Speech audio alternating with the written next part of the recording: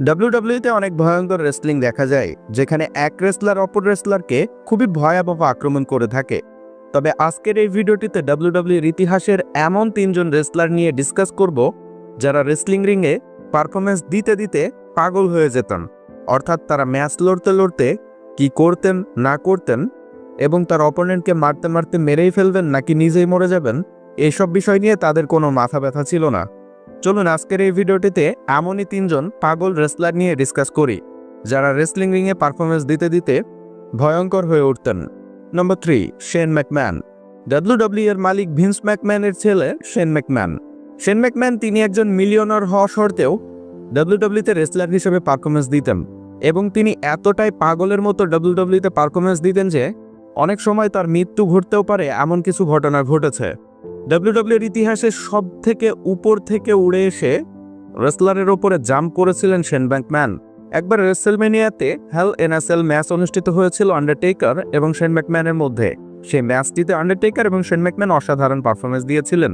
তবে ম্যাচটির এক পর্যায়ে দেখা গিয়েছিল আন্ডারটেকারকে অ্যানাউন্সার টেবিলের ওপরে রেখে একেবারে হেল ইন এ সেলের ওপরে উঠে যান শেন ম্যাকম্যান, আর সেইখান থেকে অনেক উঁচুতে পৌঁছে গিয়েছিলেন তিনি, এবং সেইখান থেকে একেবারে উড়ে এসে আন্ডারটেকারের উপরে পড়লে আন্ডারটেকার সেখান থেকে সরে যান এবং শেন ম্যাকম্যান অ্যানাউন্সার টেবিলের উপরে পড়েন, এবং সেই অ্যানাউন্সার টেবিলটি সেকেন্ডেই চূর্ণ বিচূর্ণ হয়ে যায়।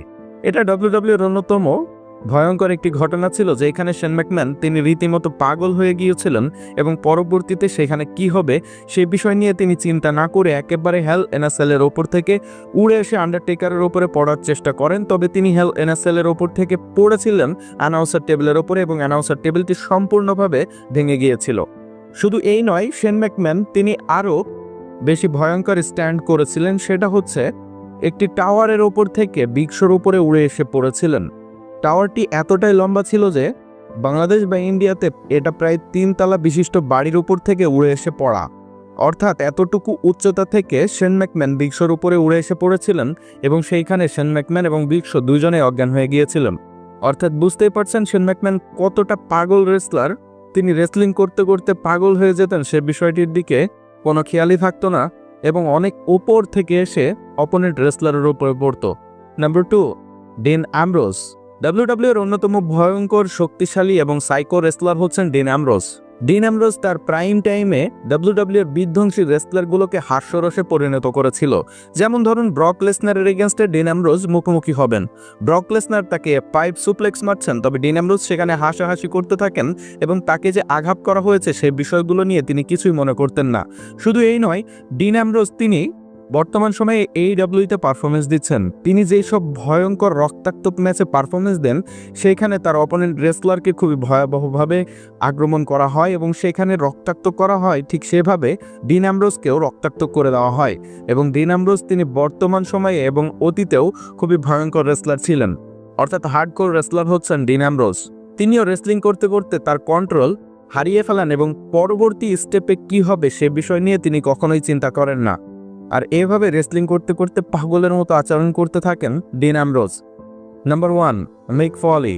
ডাব্লিউডাব্লিউ এর যদি সত্যিকারের কোনো পাগল রেসলার থেকে থাকে, সেটা হচ্ছে মিক ফলি।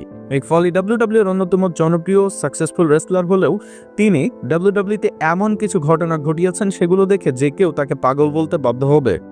মিক ফলি তার ক্যারিয়ারে অনেক ভয়ঙ্কর ভয়ঙ্কর ম্যাচ আমাদেরকে উপহার দিয়েছেন, তবে বিশেষ করে আন্ডারটেকারের এগেনস্টে যখন মিক ফলি মুখোমুখি হয়েছিলেন একটি হেল ইন এ সেল ম্যাচে, সে সময়ে মিক ফলি একেবারে পাগল হয়ে গিয়েছিলেন, এবং সেখানে তিনি কি থেকে কি করবেন সে বিষয়গুলো বুঝতে পারছিলেন না।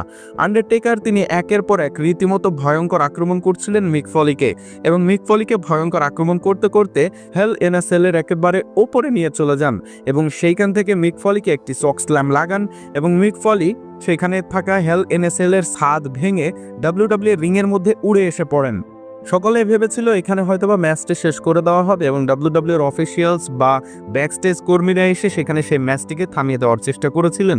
তবে মিক ফলি সেখানে সেই ম্যাচটিতে পারফরমেন্স দিতে গিয়ে এতটাই সাইকো বরাবর আচরণ করছিলেন যে তিনি সেখানে সেই ম্যাচটিকে থামতে দেননি।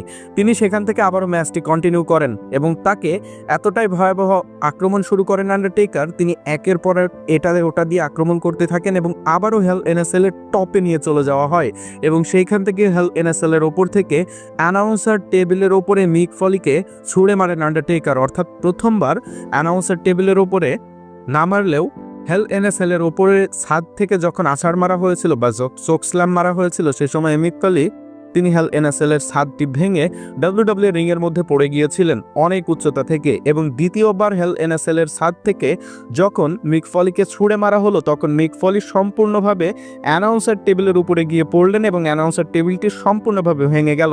এবং ডাব্লিউডাব্লিউ এর ব্যাকস্টেজ কর্মীরা এসে সেখানে ভাবছিলেন হয়তোবা এবার মিক ফলি আর ম্যাচটি কন্টিনিউ করতে পারবে না এবং ম্যাচটি হয়তোবা এখানেই শেষ করতে হবে। তবে মিক ফলি তিনি রীতিমতো পাগল হয়ে গিয়েছিলেন, সাইকো বরাবর আচরণ করছিলেন এবং সেখানে তিনি বলতে থাকেন আমি ম্যাচটি কন্টিনিউ করব, আমি কোনোভাবেই হারবো না। এই কথা বলেই ডাব্লিউডাব্লিউ এর যেসব ডক্টররা এসেছিল তাদেরকে সেখান থেকে সরিয়ে দিয়ে তিনি আবারও রিংয়ের মধ্যে চলে আসেন এবং রিংয়ের মধ্যে এসে আন্ডারটেকারের কাছে অসাধারণ পারফরমেন্স দেন এবং সেই ম্যাচটিকে সাকসেসফুলি শেষ করেছিলেন মিক ফলি। তো এই ছিল ডাব্লিউডাব্লিউ এর ইতিহাসের 3টি পাগল রেসলার যারা পরবর্তী স্টেপে কি করবে বা কি ঘটতে পারে, তার কোনো ক্ষতি হতে পারে কিনা, সেই সমস্ত বিষয়গুলো কখনোই চিন্তা করেন না। তবে আপনাদের কি মনে হয় এই রেসলারগুলোর বাইরে ডাব্লিউডাব্লিউ এর কোন রেসলার সবথেকে বেশি সাইকো রেসলার বা পাগল রেসলার? অবশ্যই কমেন্ট বক্সে কমেন্ট করে জানাবেন। রেসলিং সম্পর্কে নিয়মিত আপডেট পেতে আমাদের চ্যানেলটিকে সাবস্ক্রাইব করে সাথে থাকবেন।